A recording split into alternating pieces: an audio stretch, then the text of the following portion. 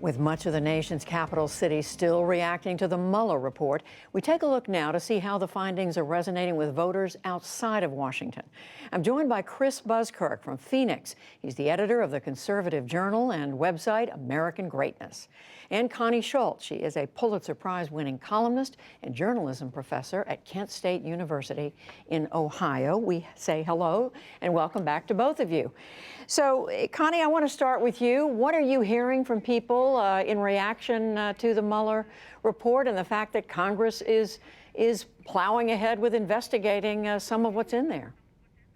Well, I really split the response into two categories. You've got journalism students, very engaged, fellow faculty members, lots of activists weighing in, and then you've got everybody else who's more worried about what this means for the fairness of elections in 2020.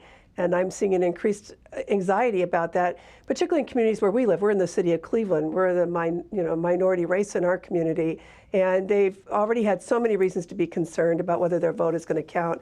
This is alarming to them. So the facts of the Mueller report or the details that came out, you're saying isn't generating as much conversation?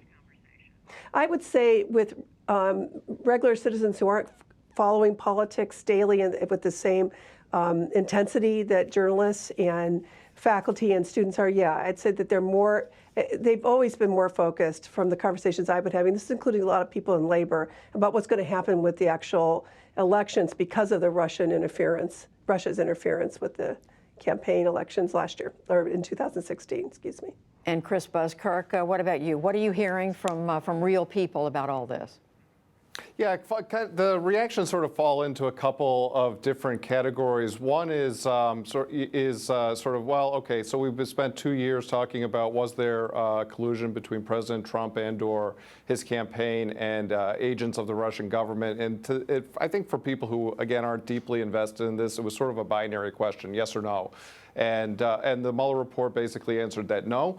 I know a lot of people say, yeah, but there's all this other stuff in the Mueller report that looks pretty bad for the president, and particularly for people who don't take a favorable view of him in the first place. For your average sort of man on the street, it's like, well, okay, we answered the big question, and that, by the way, that was last week's news. And now, what are we talking about? What are we talking about this week?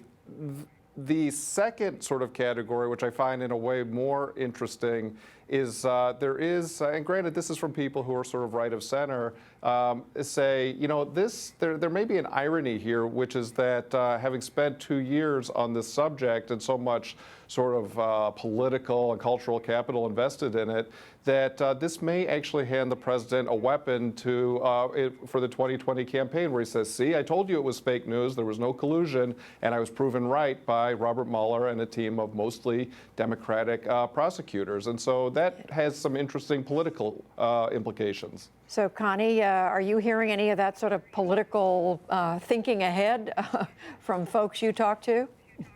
I understand it's self-selective to some extent between the two of us. Different people talk to us, I suppose, but I'm a columnist, so I hear from everybody. I hear a lot of anger about the president's reaction. You would want the president to step up and immediately talk about what he is going to do to make sure elections are safe and fair. None of that is happening. He tweeted or retweeted 50 times in a 24-hour period recently, and that's pretty discouraging to even consider. And people want a president who is going to be responsive to their concerns. He is doing everything he can now to fight a congressional investigation. This is not infusing the American public with confidence. I've never seen people with just so much distress in their voices over the state of the country, regardless of their political leanings. And that in particular is pretty troubling. Chris Buskirk, something Connie mentioned a minute ago was people raising concern about Russian interference in the 2020 election. We just had two guests come on and talk about what's going on in that regard, what their concerns are. Do you hear people bringing that up? Not really. It's not that it's so much a non-issue. It's just sort of not a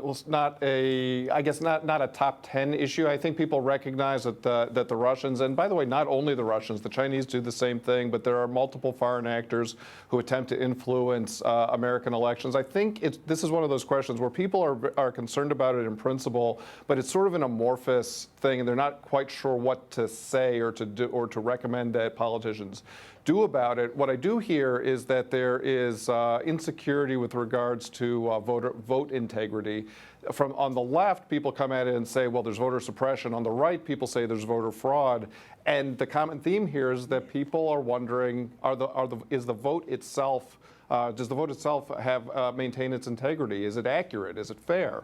And that's something that, regardless of which particular issue you think is most important, that's something that I think needs to be addressed so that people can have confidence in our elections. Well, just to set one thing straight, I think it's accurate to say that the interference that's been documented, as the Mueller report said, in a sweeping manner, was from the Russians and not from other governments. But just quickly, Connie, back to you on the 2020 Democratic field. They haven't obviously settled it out. We're looking at 20-plus people running.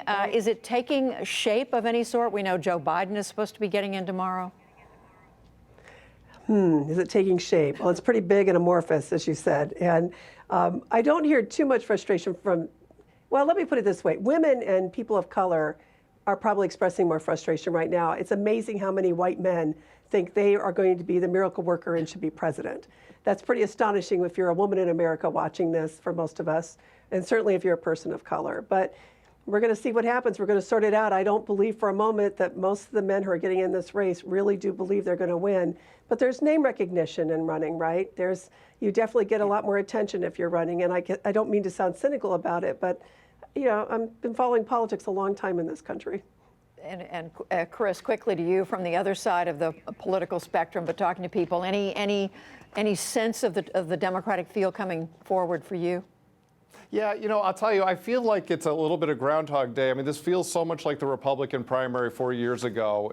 You know, there's a lot of people, there's a big field. None of them are that interesting. There are a couple exceptions. Andrew Yang I find totally fascinating. Pete Buttigieg I think is interesting, but it's going to take some time to figure out what it is that Democrat voters want. And I think that means just getting to know who's out there and what they really stand for. Well, we know we're going to be watching, and I have a feeling the two of you are too. Chris Buskirk, Connie Schultz, thank you so much. Sure.